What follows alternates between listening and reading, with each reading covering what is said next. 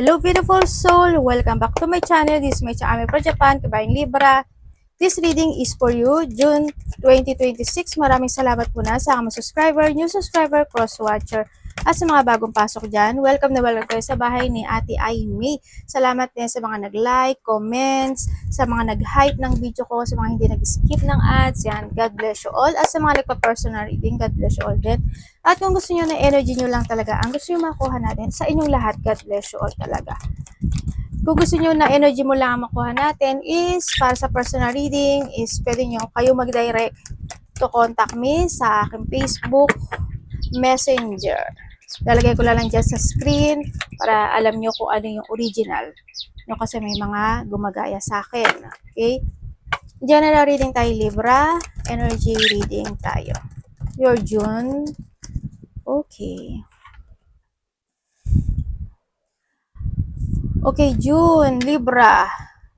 Yung iba sa inyo, you have a psychic ability or you need to trust sa iyong intuition. Malakas din naman kasi ang pakiramdam nyo. Malakas din ang instinct nyo. Okay? Mag-ingat din kayo when it comes to an eye. Pwede rin kasi na iba sa inyo is malabo na talaga yung mata nyo. May mga sakit kayo sa mata. Magka-sore eyes kayo. May pumasok sa mata nyo. Mapuwing. Yung pilik mata, mamaga, wag naman sana magnana. Ikaw sa manus correct sa'yo, mag-ingat ka. At may tao na matigas ang ulo, hindi nakikinig, at wala siyang balak magbago. Kung sino man siya, karelasyon, anak, kapatid, kung sino man ito. No? And syempre, we have the cup. You should accept a valid criticism. Maaaring may mga tao na mag-criticize sa'yo. Ano ba nangyayari sa'yo? Tawang mukhang palagi ko nakikita sa'yo to. Na medyo may reality ng life, diba? Ganun talaga. Yan. Or pwede rin ikaw mag-criticize, diba? At iba sa inyo is na, pwede rin namin mga pag-uusapan related to territorial, bahay, lupa, yaman, inheritance, no? Sa iba sa inyo. May travel ba kayo? Malayo man o malapit dyan? Money or property through an inheritance, winning or windfall. Libra, June. Uy, it's June. June. Diba? Libra, June kasi maring June is may kakilala ka na dyan ng birthday or 6 days, 6 hours, 6 days, 6 weeks, 6 months or June sa iba sa inyo. Beautiful things happen. Ibig sabihin kasi dito yung mga flowers sa nakikita ko sa iyo dito. Pero we have an eye din kasi sa nakikita ko sa iyo dito. Ibig sabihin, you need to open your eyes and protect yourself. Tapos, mag-trust ka lang sa intuition mo kasi pwede rin na may mga tao na nagmamatsyag o mga taong nakatingin sa iyo. No, nandun yung and you need to protect yourself din dito sa sitwasyon. Kumbaga, you have an enemies sa iba sa inyo, no? And changes is coming. Andito rin yung point na you have an angel. Ibig sabihin, someone's protecting you, your guide, no? Congrats! And work, achievement, and success. We have an ant. Baka makakita ka ng mga langgam, pula, no? Sa iba sa inyo. Yan. Laki daw yung pula. Ewan ko ha, paki-research na lang. Yan, may mga i-work it out kayo na bagay o sitwasyon this time. Handito rin yung may mga ma-achieve or may mga bagay na magsa-success. Kasi handito na rin kasi si June is the changes. Ito beautiful things happen, diba? Ibig sabihin. Also, this is a blessing. Parang magbibigay ng blessing. Handun yung blessing coming. At nako, i-receive mo na ito. Yan kasi may success and achievement. And when it comes sa ant din kasi is, sabi ko kasi when it comes to an eye, you need to think in advance palagi. No? Nandun yung point na yun. Think in advance, good ba siya or hindi. Mag-trust ka talaga sa intuition mo. Alamin mo yung advantage and disadvantage. Ganon din sa kaperahan mo ha. Yan, kung mga bagay na i-work it out mo physically, emotionally, spiritually. And something important such as new job or a raise. Congratulations! Yung iba sa inyo is maaaring may mga new job, opportunity, new project, new creation, o may mga something new passion kayo na gagawin. Sa iba naman is a raise. Baka may mga bonuses, merong kung palagi kayong night shift, 'di ba? O kaya naman may mga overtime, yan makakatulong yan sa inyo. It's good naman siya at may something dito sa ano. Yung nakikita ko sa inyo, congratulations. Syempre pupunasan ni Ate. Ano yung blessing ng anak ko, o di ba? Blessing talaga ng anak ko. Congrats! And syempre, great worry over nothing. Huwag ka masyadong, sabi ko sa'yo, huwag ka masyadong mag-overthink. Ibig sabihin, may mga aalalahanin ka raw, ano, na pwedeng walang katuturan. Or pwede rin na mag-focus ka to a sadness tapos wala naman din, hindi naman makakatulong sa'yo. Mag-focus ka lang sa mga bagay na kailangan mo i-work it. Mag-focus ka dito sa goal mo, sa mga success and achievement mo. Doon ka mag-focus sa pera mo, di ba? Change in your life. Oh, di ba sabi ko sa'yo, changes is coming eh. Pwede rin kasi when it comes to a will, may mga bagay ka na gusto mo na mabago. May mga iniilusyon ka, may kalungkutan, feeling emotions. Pwede rin kasi is, yun nga, lalo na pag nalulo yung energy mo, baka naman puyat ka, night shift ka, o kaya is di ka nakatulog, pagising-gising ka, late ka natutulog, or maaga ka nagigising, magbawi ka ha.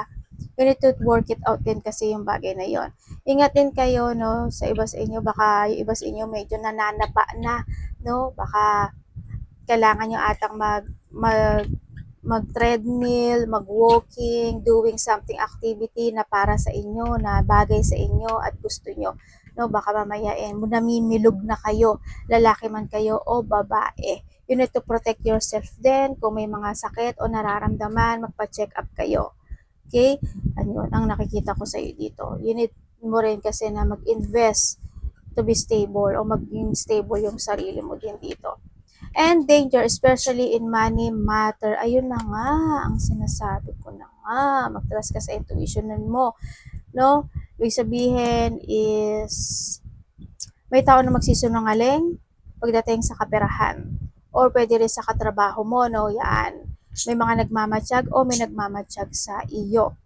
Mag-ingat ka sa pera mo sa paglabas o paggastos. Kumbaga, well, control mo yun. You need to protect. Huwag ka lang mag-give ng give. No? Kailangan mo din kasi ng receiving. O kailangan mo rin na protektahan yung sarili mo para sa future mo. Diba? Kailangan mo i-work it out yung mga dapat i-work it out. Focus to develop, commit, and syempre, give your hard work. No? Kung may mga bagay na kailangan mo talaga na masterin mo. No? Kailangan i-develop mo. Kung saan aspeto ng buhay mo yan, mag-focus ka doon. Mag-ingat din kayo sa mga iniinom o kinakain nyo sa nakikita ko sa iyo dito. Tingnan natin. Libra. Wala tayong tatlo dito. Libra. Uy, sabi ko sa iyo, oh. May bubut ng ano. Uy, congrats! Nakuha mo to, oh. This is also the growth, you know, the power position. Ibig sabihin, becomes an ant, ito, yan na. The changes is coming. Andito yung point na magkakaroon ng mga innovation, leveling up, and you're going to your position. Or kinakailangan mo i-work it out yun, no? Sa iba sa inyo. Yung pag-handle ng lahat ng sitwasyon. You are being promoted. Congrats sa iba sa inyo. Mga promoted or leveling up situation. Tulad ng sabi ko, called to lead. O, tama nga. Time to step into your sovereignty and guide other with compassion. Oy, ibig sabihin, iba sa inyo ano kayo eh, you have an ability to guide, to support, to help, or to guide, yung mga guidance sa mga taong nasa paligid mo. May ability kang ganon. Pwede rin kasi na yun talaga yung trabaho mo, di ba? Yan, kung ano man yung trabaho mo yan. Basta there's a position of you sa iba sa inyo na nakikita ko sa inyo dito. Congrats sa mga magaganap ang mangyari sa inyong pagbabago. Ay, nasa sa'yo si Kay. Ang, sabi ko sana arigato. Mali ako. Hindi, congrats sa sabi ko. Omedeto. O, di ba? Answer, you will resolve your current situation soon. Congrats! Uy, makakaraos ka na. Makakalakpas ka na sa hardship, sa difficulties happen into your life. Pero nasa sa iyo susi, o yan, di ba? Sa love man yan, yan. Kung saan aspeto ng buhay mo yan. Work-wise, you find unique way to stand out. You find a new opening with job security. Ito na to, oh. Ibig sabihin, yung iba sa inyo is babalik yung strength nyo, yung pride nyo, yung confidence nyo, ganyan. Babalik na kayo sa dati yung posisyon, or handito sa iba sa inyo is mga new job, new opportunity, new project, new idea, or new creation, or new passion. And flashback, magkakaroon, may mga luma pa ba kayo mga lumang camera, ganyan. O mga nag-iipon kayo ng mga ganyan. Yan magkakaroon ng mga flashback from the past situation, good man yan or bad, sa iba sa inyo. People from the past return. Ay, bigla nahulog. Well, it's your decision naman, Kung naging mabuti ba siya sa'yo, why not, diba? O kung niloko ka niya, well, it's up to you na yan. Yan. Ibig sabihin, pwede rin kasi siya hindi siya sa love life, Pwede rin siya, halimbawa, meron ka nakausap dati na muli kayo magkakausap muli ngayon, na muli kayo magkakaroon ng connection ngayon, pwedeng nado sa... But, andito yung point na, kasi andito yung susi, iba sa inyo is may tao na kukonect sa'yo, nakakilala mo na talaga siya noon pa, na pwede siyang humingi ng tulong sa'yo. Kasi andito si susi. But still, handito yung power of position mo. Ikaw at ikaw pa rin magdedesisyon nun kung magbibigay o tutulong ka. Pero kung labis at abusado, well, nasa sa'yo yun. Diba? You may work with a previous co-worker or take back an old job. You get a second chance. Uy, pwede ka na bumalik sa dati mo sa iba dito, pagbabalik ito sa dating nakaraan, babalik ka sa nakaraan. Sa iba naman sa inyo, yung mga coworkers mo, kumbaga magkakaroon ka ng mga flashback, o kaya naman may mga hindi magagandang good energy sa iyong katrabaho, at siguro, dati hindi naman ito ganito, but ngayon parang makasarili at salbahe na. But siguro, kung ano mga flashback situation, good or bad, pwedeng nandun sa point na yun. Also, dito is the reminiscing the past, or may tao na nakakamiss, or namimiss ka. Yun ang nakita ko sa iba sa inyo. When it comes to an answer, may mga mag-a-unlock sa'yo. Also, the answer also is the enlightenment. No? Magkakaroon ka ng enlightenment or awakening in some aspect of your life, kung saan man yan. Ibig sabihin, there's a new beginning. At may mga mag-open, mag-a-unlock sa buhay mo. Opportunity or love life. Unfolding. Ano to? Bubot to. Access to a greater prosperity is opening up for you slowly.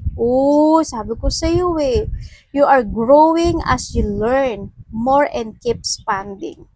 Di ba? Ito na rin pagbabalik din ng courage mo, lakas ng loob mo. Congrats. Related ka ba kay Leo? Di ba? May recovery ka. Magkakaroon ka ng recovery, healing, or something need to heal. Kasi andito si Ante, tsaka dito si Simon, tsaka si Will.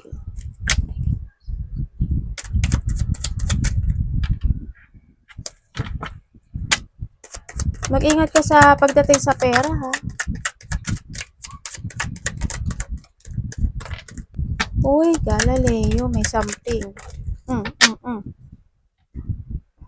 Dali lang. Asa na yun? Gabi, tumatalon-talon.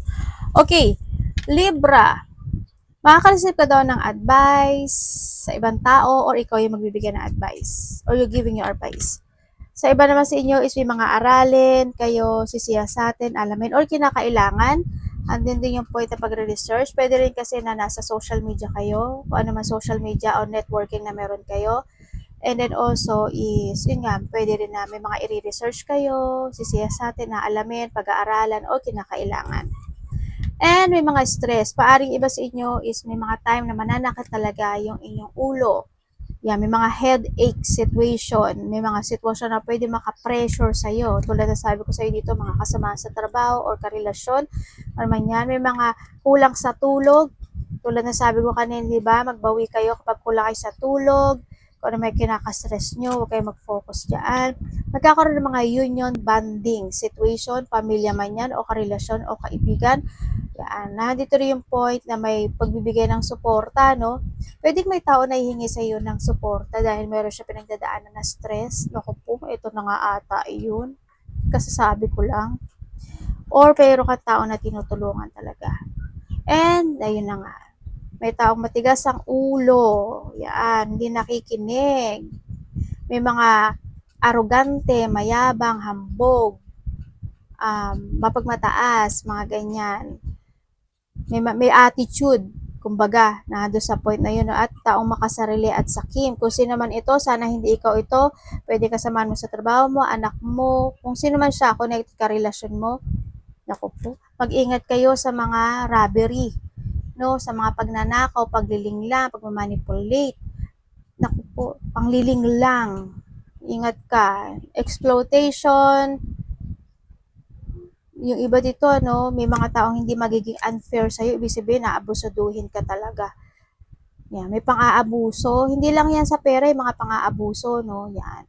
Pwede yan sa trabaho mo, o kaya yung sa sobrang bait mo naman kasi, naabuso ka na, mga ganon. May mga tao na i-undervalue ka, mag-ingat ka sa mga pagnanakaw, scam, pandaraya, panglilinglang, panggugotso, maggugotso sa mga taong manggagamit, mag-ingat ka sa mga ikaka-burden mo, mag-ingat ka. Losing something valuable ang nakikita ko sa iyo, no?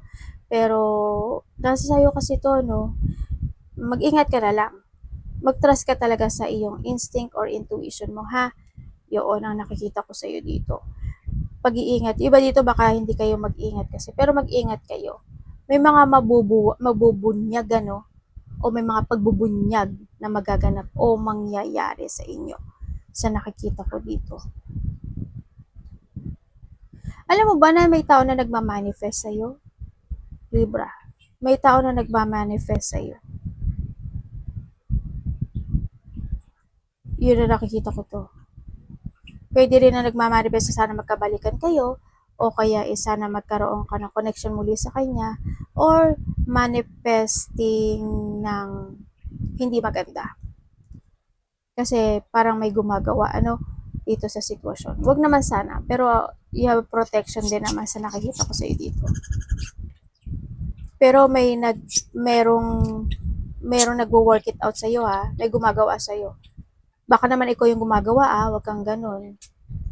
Na nagpapalipad hangin, sa gabi binabanggit yung pangalan mo, ganyan ganyan, o ikaw binabanggit yung pangalan niya, ganun ganun ganun, ganyan. Ingat kayo kasi kung good naman yung intention mo, why not, 'di ba? Pero kung bad yun, ingat na lang kayo, ha. Yan. Arigato namaste, God bless.